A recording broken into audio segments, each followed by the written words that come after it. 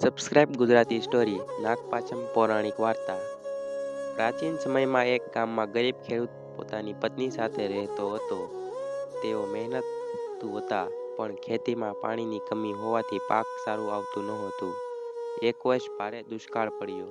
ખેડૂત પોતાનું જીવન ચલાવવા માટે નદી કાંઠે માટી ખોદવા લાગ્યો, જેથી થોડું પાણી મળી શકે। એક દિવસ ખોદકામ કરતા કરતા તેને માટી નીચે એક ચમકતો નાગનો પથ્થર મણી મળ્યો। એ મણીમાં અદ્ભુત તેજ હતું। ખેડૂતને ખબર નહોતી કે એ પથ્થર એક નાગરાજનો હતો। તે મણી ઘર લઈ ગયો। રાત્રે નાગરાજ સ્વપ્નમાં ખેડૂતને મળ્યા અને કહ્યું, આ મણી મારી જીવન શક્તિ છે। તું તેને પાછું પરત આપ, નહીં તો તારા પરિવારને દુઃખ ભોગવવું પડશે। ખેડૂત ગરીબ હતો, પરંતુ લોભી ન હતો। બીજા જ દિવસે તેણે મણી નદી કાંઠે પરત મૂકી દીધો। નાગરાજ પ્રસન્ન થયા અને કહ્યું, તારી સચ્ચાઈથી હું પ્રસન્ન છું। તારા ખેતરોમાં ક્યારેય પાણીની તંગી નહીં પડે અને તારા કુટુંબને સુખ શાંતિ મળશે।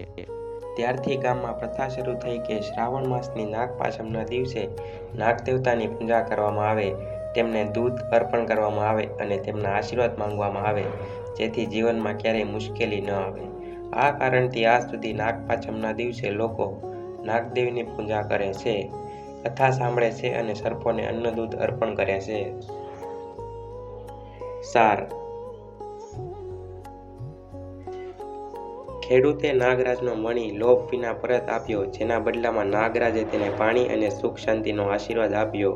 આ ઘટનાથી નાગપાંચમના દિવસે નાગદેવતાની પૂજા કરવાની પરંપરા શરૂ થઈ, જેથી જીવનમાં સુખ સમૃદ્ધિ અને રક્ષણ પ્રાપ્ત થાય છે।